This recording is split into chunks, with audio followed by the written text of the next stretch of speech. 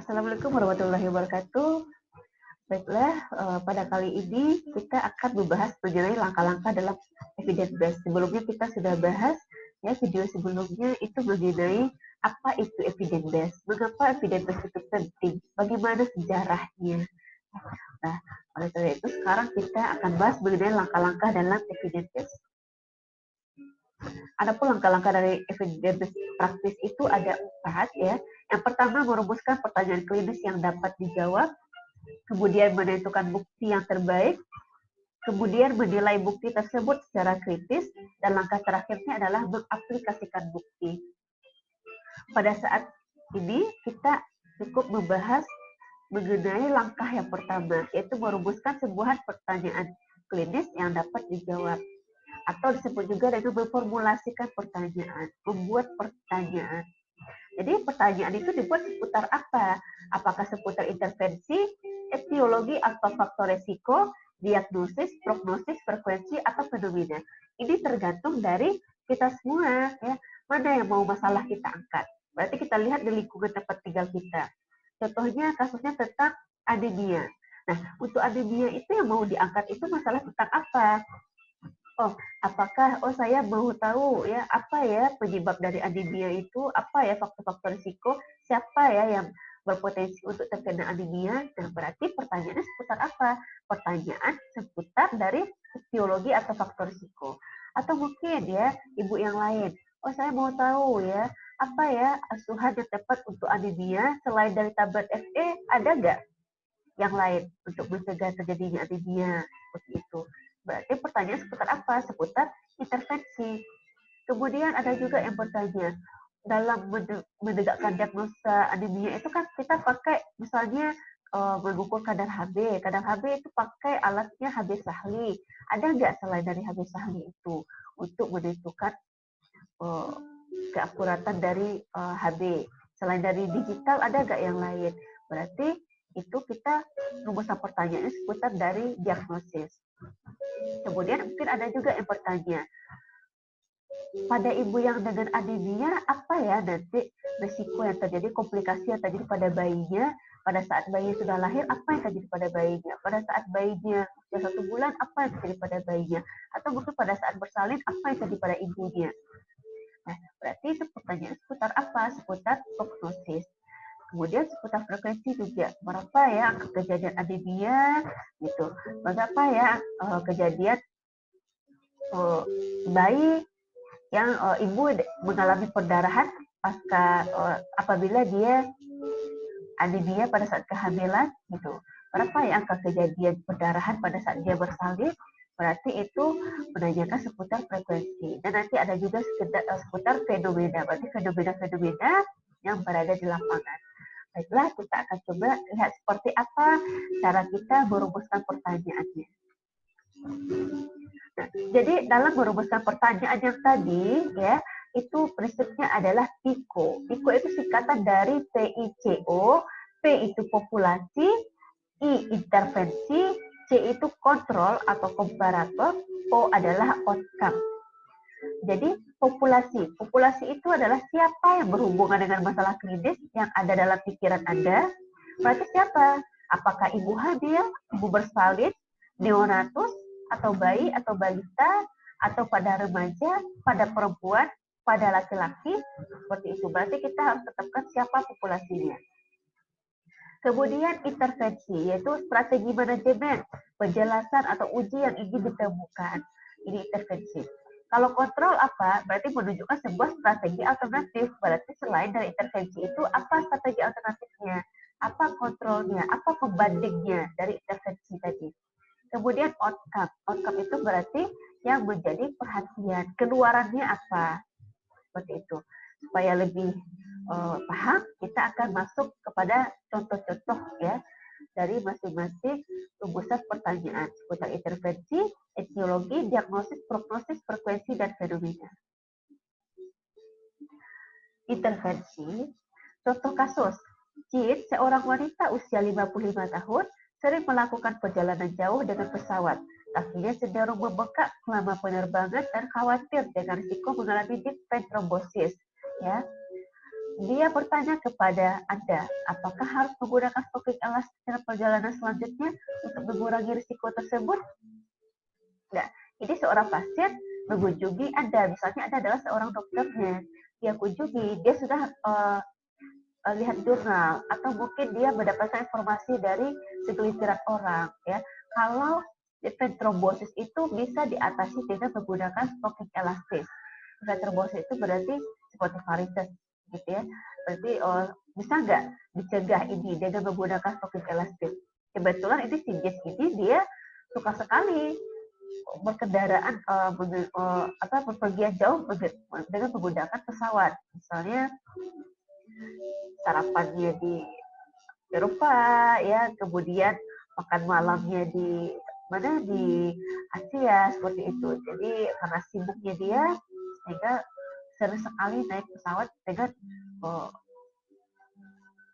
perjalanan yang lama, ya, berjam-jam, sehingga bisa menyebabkan terjadinya vein trombosis.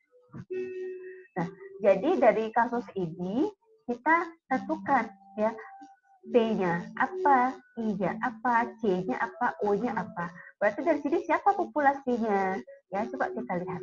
Berarti populasinya adalah penumpang penerbangan jarak jauh.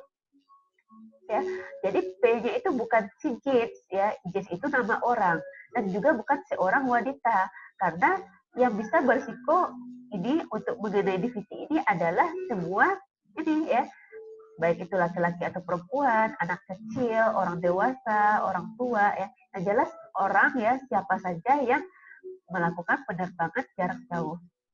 Yang menjadi intervensi apa? Intervensinya adalah pemakaian stocking elastis tadi. Ini informasi terbarunya dia. Kemudian yang menjadi kontrolnya apa? Tanpa pemakaian stocking elastis. Atau mungkin bisa juga kita buat pemakaian stocking biasa saja. Berarti ada pembanding dari intervensi tadi. Yang menjadi outcome-nya apa?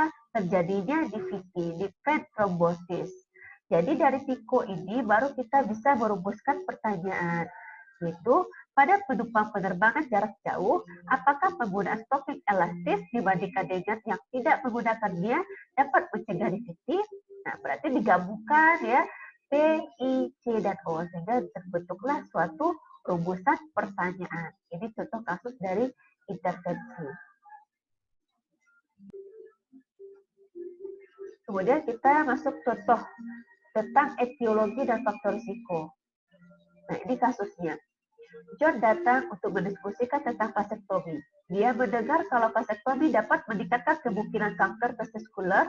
Anda tahu risikonya kecil sekali, tetapi ingin memberikan jawaban yang lebih tepat. Nah, siapa yang menjadi P, ya? Siapa populasinya?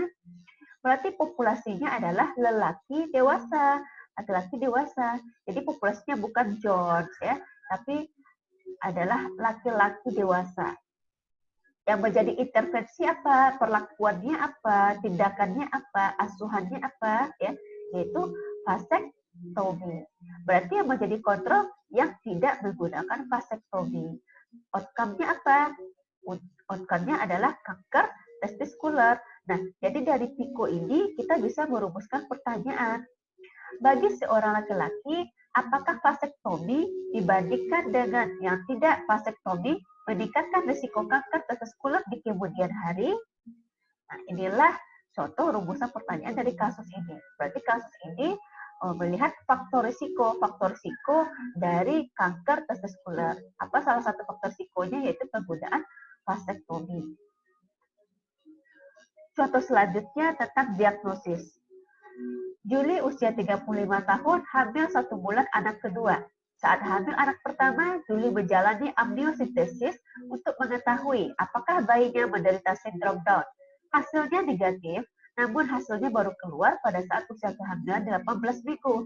Sekarang ia bertanya, apakah ia bisa menjalani tes dengan hasil yang lebih cepat?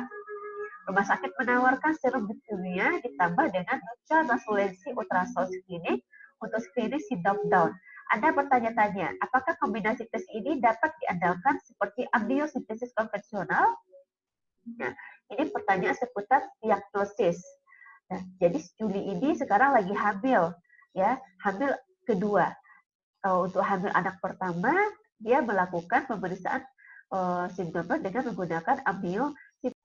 Nah, Namun hasil yang didapatkan lama sekali ya, tidak cepat. Jadi untuk anaknya sekarang dia bertanya, ada nggak pemeriksaan yang lain untuk menentukan sindrom Down itu selain dari amniocentesis? Maksudnya yang lebih cepat keluar hasil pemeriksaan. Ternyata ada ya, yaitu Lucal Translucent Ultrasound Screening. Jadi seperti apa populasinya, pikonya? Maaf, berarti populasinya adalah wanita hamil pada trimester 1. Kemudian intervensinya adalah serum biokimia ditambah dengan Lucal Translucent Ultrasound Screening.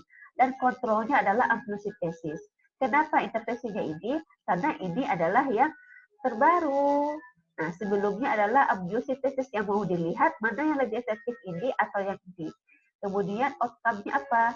Dalam mendiagnosis sindrom Down ya. Jadi pertanyaannya, untuk wanita hamil, apakah serum biokimia ditambah dengan Lucal Translucent Ultrasound Screening pada trimester pertama seakurat ya pemeriksaan amniocentesis dalam mendiagnosis Down syndrome atau mungkin lebih cepat dibandingkan dengan amniocentesis dalam mendiagnosis sindrom Down itu. Nah, ini pertanyaan seputar diagnosis karena dia bertanya tentang alat ya dalam mendiagnosis sindrom Down. Kemudian contoh dari prognosis.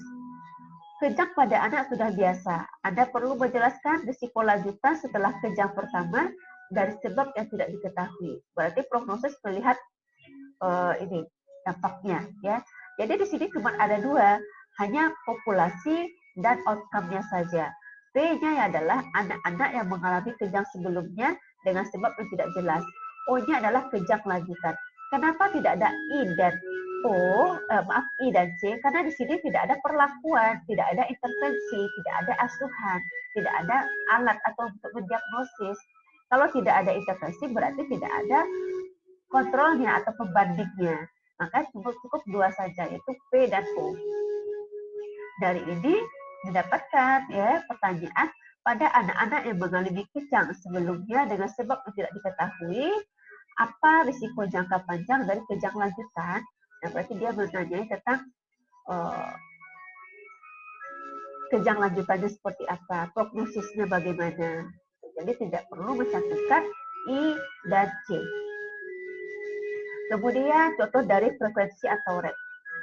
Bebel bayi prematur berumur 6 minggu, ia lahir prematur pada minggu ke-35. Orang tuanya menanyakan tentang kemungkinan dia terkena masalah pendengaran karena bayi temannya yang prematur mengalami tuli karena terlambat dideteksi. Dan di sini cukup P dan O juga, tidak ada intervensi dan kontrol ya karena tidak ada asuhan di sini ya, tidak ada perlakuan di sini, tidak ada mendiagnosis di sini. Jadi P-nya siapa? Bayi dengan lahir prematur. O-nya adalah tuli sensorik. Jadi pertanyaannya apa? Berapa prevalensi tuli sensorik pada bayi lahir prematur? Berarti ini ya seputar pertanyaan mengenai frekuensi atau rate. Yang terakhir itu fenomena ya. Contohnya, Mary, seorang ibu khawatir di mana anaknya usia 3 tahun sedang mengalami demam. Setelah pemeriksaan, Anda menyimpulkan kemungkinan ia terinfeksi suatu virus. Mary bertanya, bagaimana jika anaknya demam lagi di malam hari? Nah, ini kan pertanyaannya. Anda meyakinkan Mary tentang kekhawatirannya.